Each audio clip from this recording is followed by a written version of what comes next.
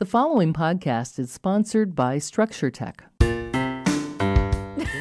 never done this before, so I think it's live. We'll find out. I don't know how to do a live Facebook stream. I've never done a live Facebook stream before. If anybody's online, welcome. This is our. We don't know what we're doing. We've only been doing the podcast for a couple of months now, and I thought it'd be fun to do just a live Q&A session on Facebook. It's just kind of a look behind the scenes, how everything works. Bill, you want to kick off the podcast? Welcome everybody. You're listening to Structure Talk, a presentation brought to you by Structure Tech. My name is Bill Ulrich. I'm sitting alongside Tessa Murray, building science guru, and across the table from me is Ruben Saltzman. If he spoke right now, you'd be able to see him. That's and Ruben is the owner of Structure Tech. We call him the savant. There isn't anything he doesn't know about home inspections. So if you have questions, bring them on. But we have two to begin with, right? Yeah, I think we do. Okay, yeah. so Did someone send these in on Facebook? Yeah, they did. We had invited people to type in with any questions they have about home improvement or home inspections or anything like that. Right away, we got a couple, and I thought maybe we'll get some more that people type in while we're talking here, while the show's going on. We'll kind of do this live. Cool. And if we don't have any others, we've got a lot of other stuff to just talk about. So You've never been short on words. Stop. It's true. It's true. I can go on and on. I really try to shut my mouth and let other people get a word in edgewise sometimes. How many blogs do you have now? Have you counted how many blogs you have total? No, I haven't counted. It's just kind of a math thing. It's like I've been doing it for about 11 years now, and it's one a week. So that's probably like 600, 500. It's, a little over 6, maybe close to 700, I think now. Yeah. And now for this podcast, I couldn't figure out how to really distribute the podcast. So it's basically done as blog posts. So now we're doing 2 blog posts a week, essentially. Oh, okay. One traditional blog post, and then on Mondays we also have the podcast. So it's doubling it now. All right, let's get to a question. All right. You guys Sorry, geek Bill. out on something. Yeah, we're almost at time for a break. We haven't gotten anywhere. Reminds me of when I'm doing the radio show with those guys all around.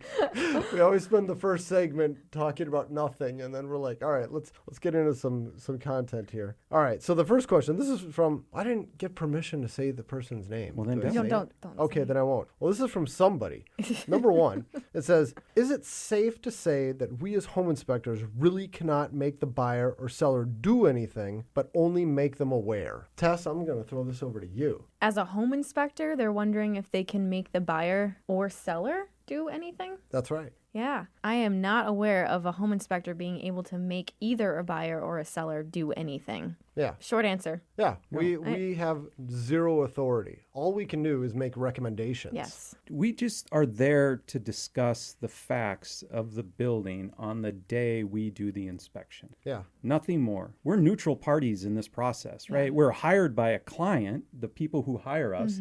They ask us to tell them all about the house, but that's kind of where it ends. I mean, once they're done reading our report and they have all the facts that we have collected, it's time for them to get with their agent and huddle up and decide what's important to them. We're just aggregating information and providing a document for them to sort through. I think the best advice we can give, probably you're working with the buyer, is just, hey, there is no such thing as a perfect house. We're going to find a long list of things, and we'll create this report that you can go through with your agent, and your agent can help you figure out what you do with this information. See, I thought you would say the best advice to give to a home buyer would seal your attic bypasses. Add more insulation. Well, it's after that. I mean, that's implied, right, Tess? Yes. Yeah. Yes. All right. After you've done all of your home energy improvements. There we go. Yeah. Yeah.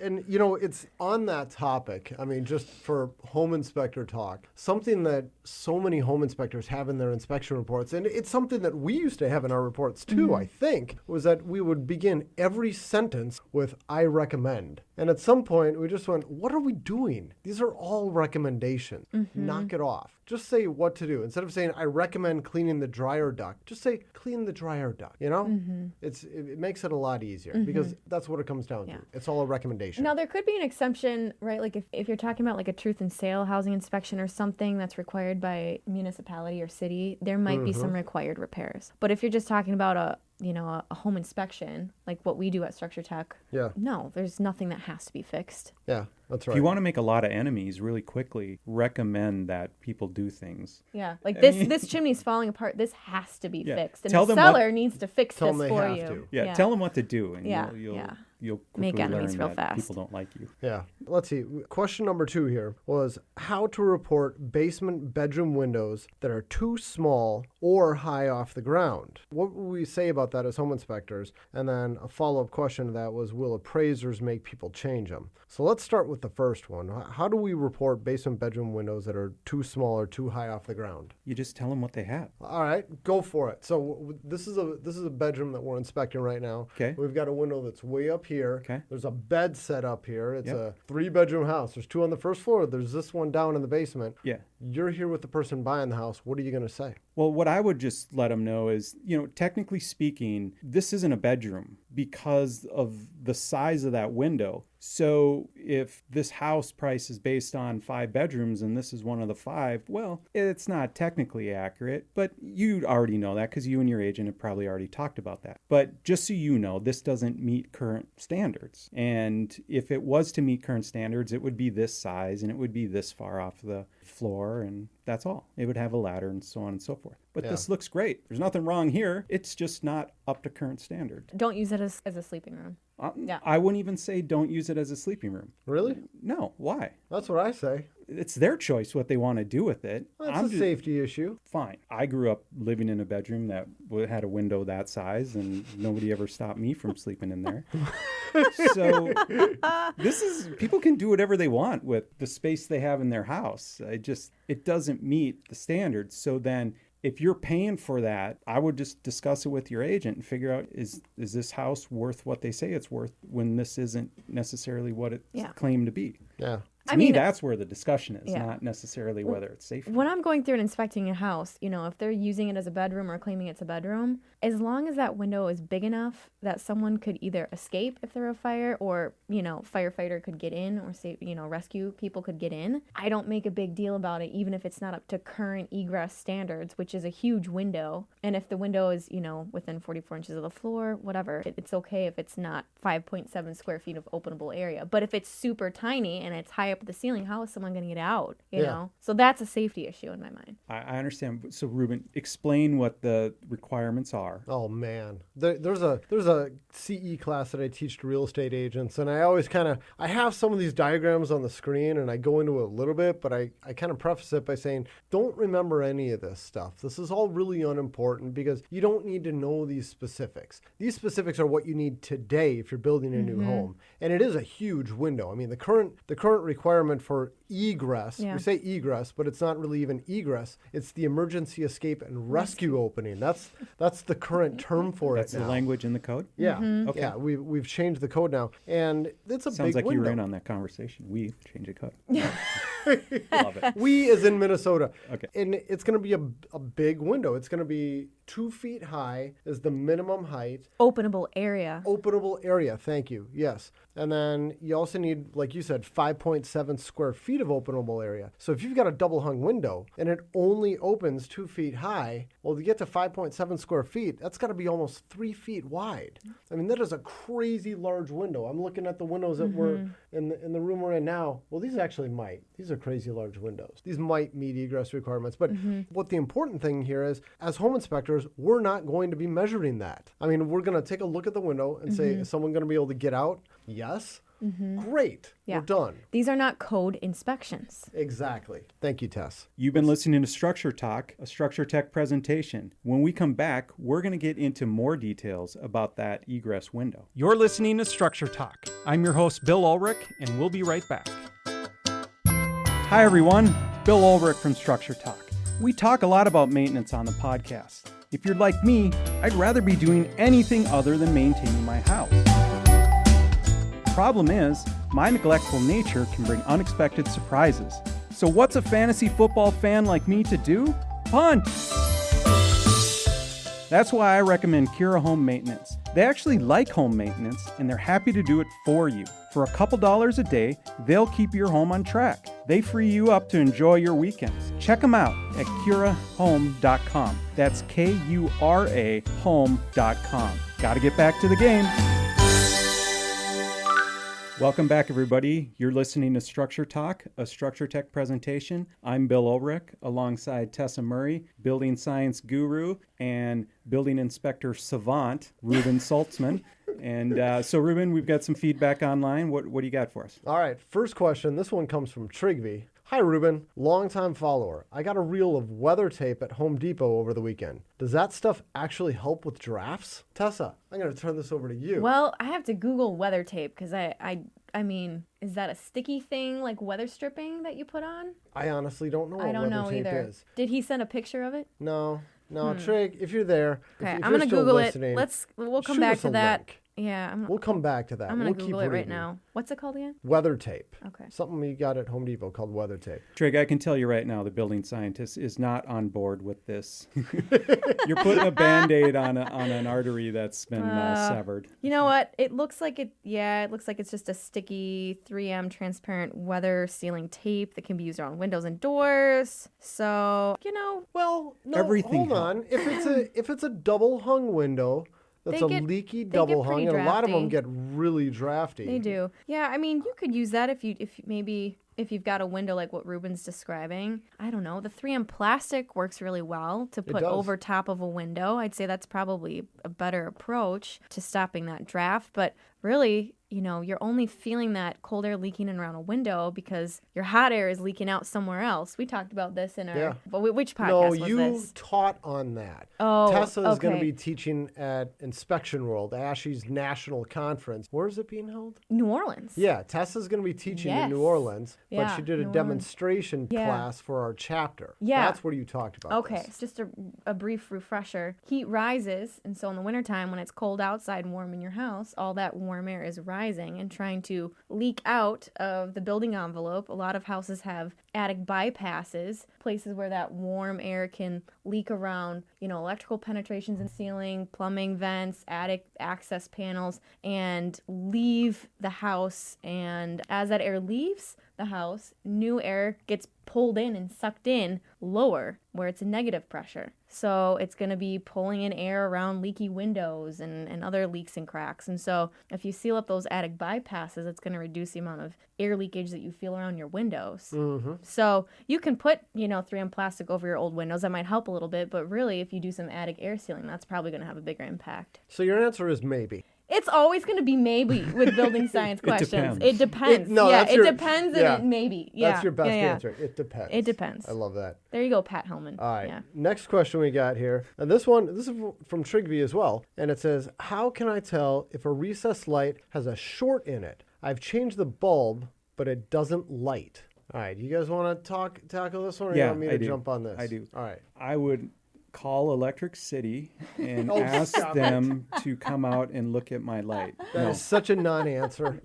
I'm not an electrician. I have no guidance on this, so I'll give it back to Ruben. All right. My advice would be to use an electrical tester and stick that up inside of your device. If you've got a two-prong tester, you got two leads on there, you take one of the leads and you touch the pin. It's basically just a little tab of copper that's bent down. That's what the middle of your light bulb is going to touch when you stick it up inside. You touch that. If your light is good, it's going to complete a circuit. And you got to touch the other one of your leads to a neutral wire. And if you do the opposite, you touch one of the leads on your electrical tester to a hot wire somewhere, and then touch your other lead to the threads of your bulb base. That should be the neutral. That should also complete a circuit. And if either one of those things doesn't make the bulb light up, you have a short. I had this issue with one of the light fixtures at the front of my house when I first moved in.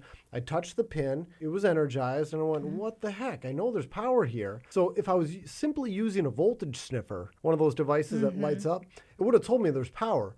But I had a ruptured neutral or a burn-through neutral. There was a short inside. I ended up taking the light apart, and the neutral wire had completely shorted out. See, I'm So- still calling Electric City. Yeah, but the question I'm was just kidding.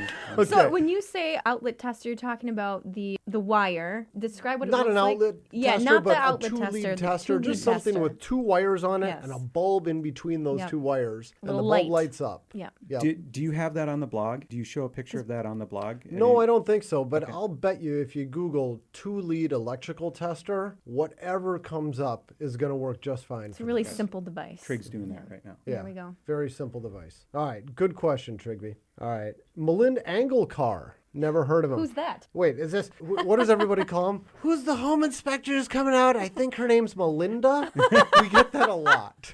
Like, Oh, no. So Oh, sorry, Melinda, Melinda. whoever this is, says, who's the best inspector at Structure Tech? That's a good question. We get that a lot. I mean, people really do ask us that a lot. And I mean, the answer is Be careful, there's Ruben. no way. I don't have to be careful. The answer is there's no way we would have an inspector going out doing home inspections for us if we weren't confident in having them inspect any house that we were going to be buying for ourselves. That's really what our metric is. So I trust all of our inspectors. I think every good question you should return with another question. Malin, which of your children would you prefer? Who's your favorite child? Yes. Exactly. Yep, that's how I feel about that. Oh, this one's from Trigby again. He just had them loaded up, I think. I love you, Trigby. Thank you. This one says, what's the strangest thing you found in a home? And I can say his name. It's good because I already did. Thanks for the permission, Trigby. Yeah, so what's the strangest thing we found in a home? Oh man, it's weird. People know that there's gonna be an inspector coming over their house, and there's gonna be buyers in their house. You'd think that they would pick up their intimate clothing items. They don't. Yes, Just yes. all The over the place. unmentionables. Yes, Yeah. all over the place, and just that's a little awkward. I But love no, 1800s language. Yes. I think one of the weirdest things I found, and there's a picture of this on our website, was a baby doll face down in a sump basket in a crawl space that I had to crawl through to get to. Oh, that was also the creepiest thing Very you ever creepy. found, I think. Yeah, very creepy. I'll think about this for a second. Yeah. I'm sure there's some other weird things. Well, on that topic, I mean, just weird stuff I've seen is, seeing hooks in random places, like hooks that you would bolt to on the floor and on the ceiling. And I remember this one realtor, the buyer was there saying, why are these bolts in the floor? And I remember the realtor said, well, and a woman was about 60 years old, the realtor. She's very proper. She said, well, different people have different lifestyles. Do you mean very like the good. locks that they put on the inside of a bedroom door, like a lock in the Just like hallway to lock? an eye hook that you would Oh, fasten something to. huh. Yeah. Okay. Bill, how about you? I was lucky. I don't have anything that would knock anybody off of their chair. I was asked this question one time, and I came up with this mouse story where I crawled through an attic, and I was literally on my back, and I looked up, and there was this dead mouse looking at me, and it freaked me out. But I've been really lucky. Yeah, I am. I've been the this close most- to touching a bat before. That Yeah, was scary. I don't like bats either. Yeah, But no, a live bat. maybe I just look past these weird objects, but everybody on our team has found weird dolls. They've found weird things that you'd find at stores that you have to be of a certain age to go into. I mean, apparently I live a clean life, and these things don't find me. You know what? Actually, That's it, Bill. That's it. All right. You're cut off. I did have. This was not actually working at Structure Tech. This was working at Cocoon. I had a house I was doing a blower door infrared test on, and there was a pile of porn magazines stacked up in the closet. When I opened the door, they all fell out. So then somebody walks in just- after you, and you're just buried in a pile of porn. It's awesome. Tess, get back to Oh work. man, yeah, So, it's like ugh. I have so terrible. many It's questions awkward. about that. Now, why were you just in the closet doing a blower door test? No, you gotta scan all of the ceiling and all the walls, exterior walls, for areas where there's air leaking in, so that you know where to do the air sealing. All right. So in order to access the ceiling, in all these spaces, you open up doors, scan the ceiling. Gotcha. Yep. So under normal conditions, we'd say right now, you've been listening to Structure Talk. We're going to take a quick break, and when we come back, we're going to answer the next question that somebody posted on. I can't wait. Hi, everybody. Ruben Saltzman here with the Structure Talk podcast. We talk a lot about education on our podcast because this is one of our core values here at Structure Tech. To prove how important this is to us, we actually teach free continuing education classes to real estate agents all over the Twin Cities. We've been doing this for years, and we have classes ranging from 1 to 4 hours in length. These classes are taught by both me and Tessa.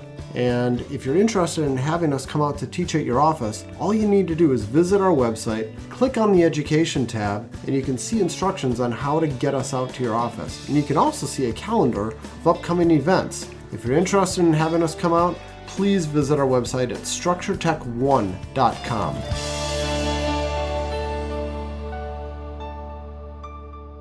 Welcome back. You're listening to Structure Talk, a Structure Tech presentation. I'm Bill Ulrich alongside my hosts, Tessa Murray and Ruben Saltzman. Next question. This one comes from, maybe I shouldn't say names. Okay. Yeah. This one comes from somebody on Facebook, and it says, this might be silly, but I see this so much. Breaker box over or very close to washer and dryer. Is this legal? Maybe allowed, but dumb? What's the deal? What's the clearance requirements? Tess? That's a great question. You need to have 3 feet of clearance in front, right? So having a washer in front of it. Now, that's not a permanently installed appliance, though. So I think it's still, it doesn't matter if it's permanently Okay. installed or not. You still need it. yeah.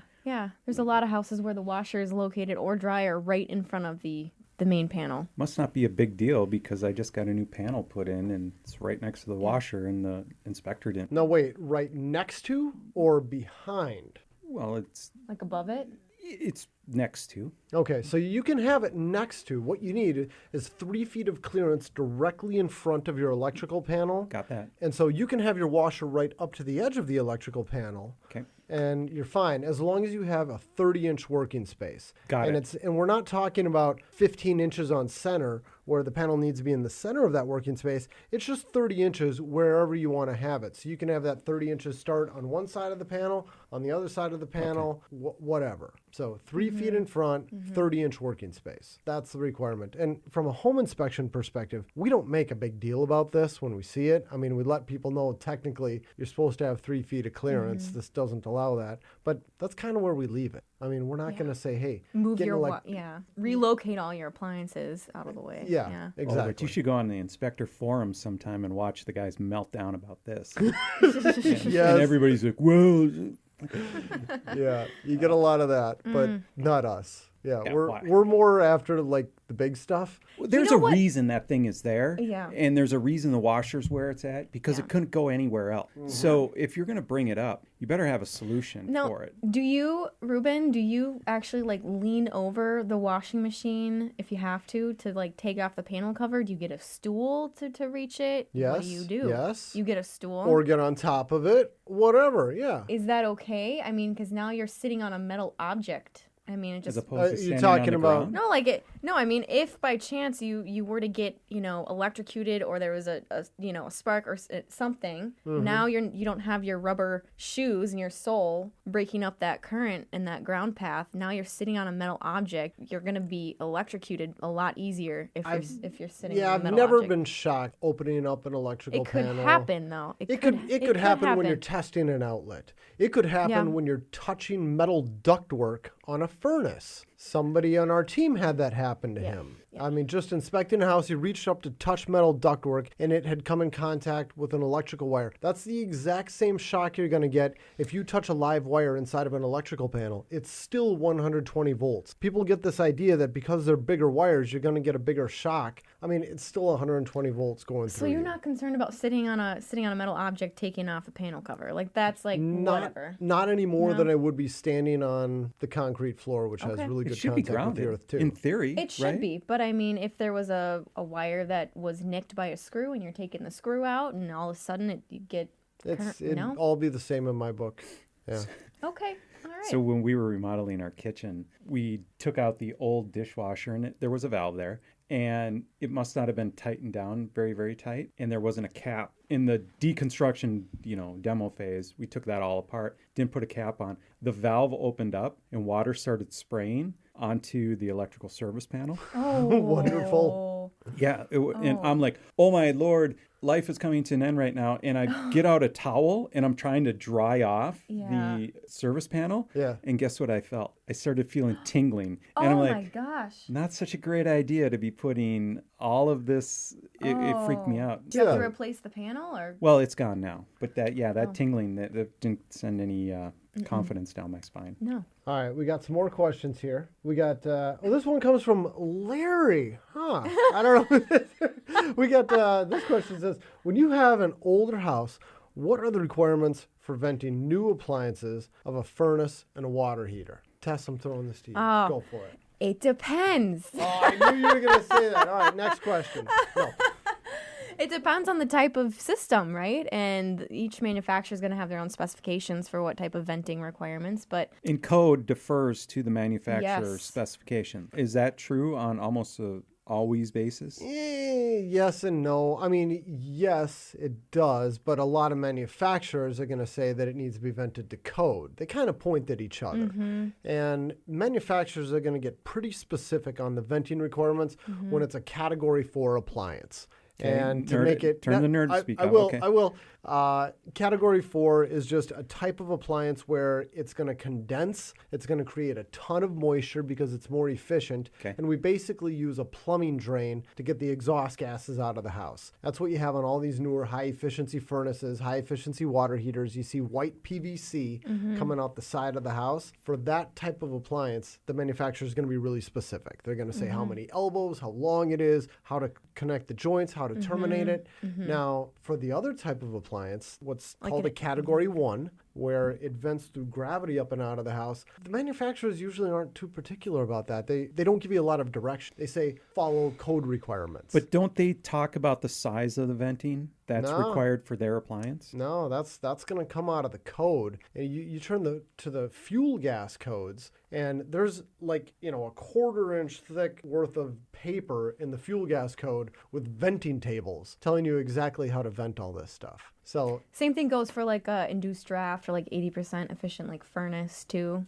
Right. those are all Yeah. covered by the code. All those tables. So Okay, so I want to go in the weeds here, and Oh. because recently we are starting to see these what would be natural draft appliances being vented out the sidewall, not with PVC, but with something that looks a lot like B-vent, double-walled exhaust or venting pipe. So what category does that fall into? that's going to be very unusual. There's a couple of different ways to do that. Number 1 would be a category 3 appliance, which is rare. Okay. This is a device that does not create condensation, but the vent is under positive pressure. That's it what I was- doesn't yeah. vent through gravity. It actually has a fan pushing that stuff out. Now, for category 3 venting, the current code requirement is that whole vent assembly needs to be completely airtight. You can't allow any gas to exhaust. And when you go to the store and you stop by Menards and you look at their category 3 vent material, one little section, like a 3-foot section,